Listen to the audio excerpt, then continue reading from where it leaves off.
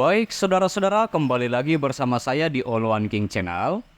Kita kembali lagi membahas kasus Subang ya, ataupun pembunuhan Ibu Tuti dan Amelia yang terjadi pada tanggal 18 Agustus 2021 dini hari ya saudara-saudara.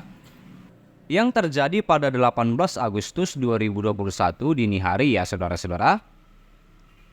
Yang nyatanya sampai sekarang belum juga terungkap.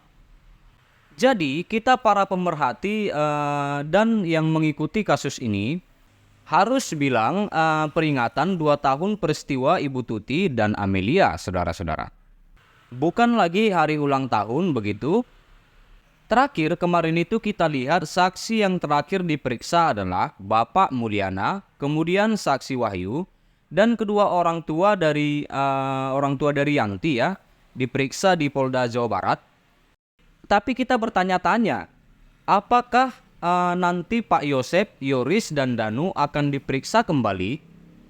Karena sampai saat ini kita belum ada melihat atau belum tahu ya mereka dipanggil ke Polda Jawa Barat kalau semua saksi sudah diperiksa. Terus tidak ada kesimpulan lagi bagi polisi. Ini sudah sangat mengherankan saudara-saudara. Kembali lagi seperti di awal kasus ini, tetapi kita harus tetap optimis. Kita doakan saja, semoga penyidik dapat menuntaskan kasus ini. Karena di dunia hukum, cukup 2 alat bukti untuk menentukan tersangka. Ada 5 jenis alat bukti, yaitu keterangan saksi ya, keterangan saksi, keterangan ahli, keterangan terdakwa, petunjuk, dan juga surat. Ini sudah kita bahas di video sebelumnya ya, saudara-saudara.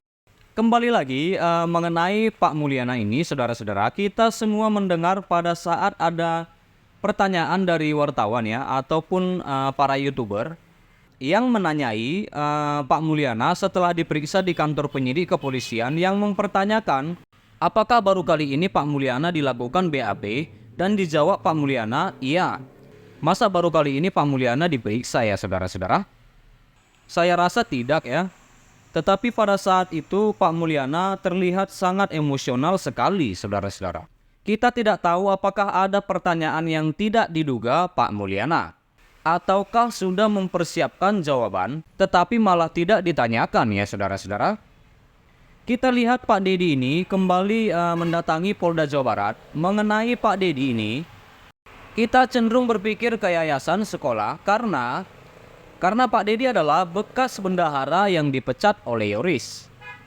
Kita tahu saudara-saudara, sekolah yayasan ini dikelola oleh keluarga Pak Yosep di bawah tanggung jawab almarhum Ibu Tuti dan Amelia semasa hidupnya ya tentunya.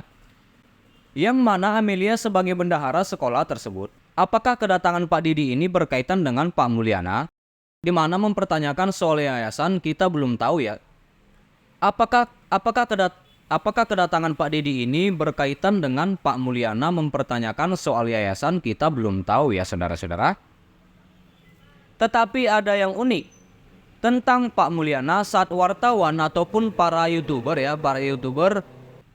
menanyak apakah Pak Mulyana baru pertama ini dilakukan BAP. Pak Mulyana menjawab, iya baru kali ini. Kenapa Pak Mulyana menjawab baru kali ini saudara-saudara? Apakah Pak Mulyana lupa karena faktor umur misalnya, atau karena kasus ini sudah 2 tahun? Tetapi kalau yang kita ingat, bukan pertama kali ini lagi Pak Mulyana diperiksa penyidik. Kalau Pak Mulyana diperiksa baru sekarang, tentu masyarakat atau netizen banyak yang bertanya-tanya ataupun curiga. Yang mana masyarakat atau netizen tahu bahwa Arif adalah anggota kepolisian dan merupakan putra dari Pak Mulyana. Padahal kita tahu Pak Mulyana di kasus Subang ini terkenal mengenai mobil Yaris, mobil almarhumah Amelia yang sudah ada di video sebelumnya saudara-saudara.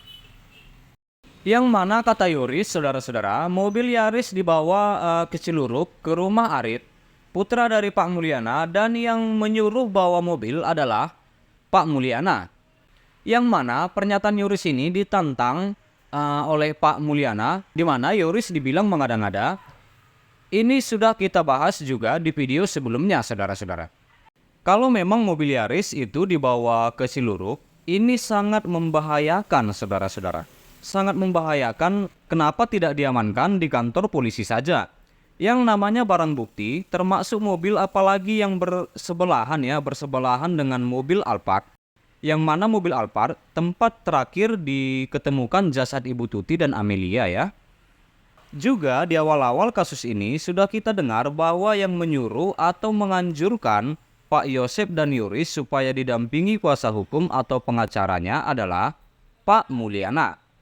Jadi Pak Mulyana itu adalah termasuk dari sekian ratus saksi yang telah diperiksa. Bukan seperti jawabannya baru kali ini diperiksa, saudara-saudara.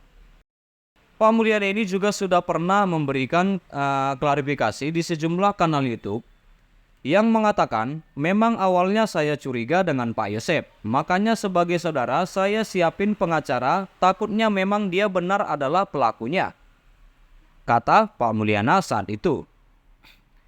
Tapi menurut analisa Anjas, kalau Pak Yosep dikategorikan sebagai pelaku, aku pun tidak yakin karena tidak ada alat bukti yang menunjuk ke sana. Tetapi kalau Pak Yosep dikategorikan mungkin sebagai dalang atau orang sebagai yang mengetahui atau yang menutupi atau yang membantu, itu masih ada possibility-nya ya saudara-saudara, yang sangat tinggi dengan beberapa alat bukti, misalnya mengenai 2 noda merah yang ada di kerah baju Pak Yosep dan juga di dekat kancing bajunya, saudara-saudara. Sampai sekarang aku bertanya-tanya, itu adalah sebuah data yang sangat fundamental. Tetapi kenapa ini tidak didalami? Kata Anjas Asmara, saudara-saudara.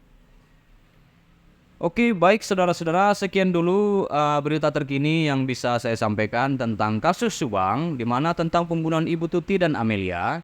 Dan terima kasih buat saudara-saudara yang selalu stay di channel ini. Jangan lupa di like, tinggalkan komentar kalian di bawah, dan please share video ini saudara-saudara, dan subscribe dan nyalakan loncengnya. Terima kasih.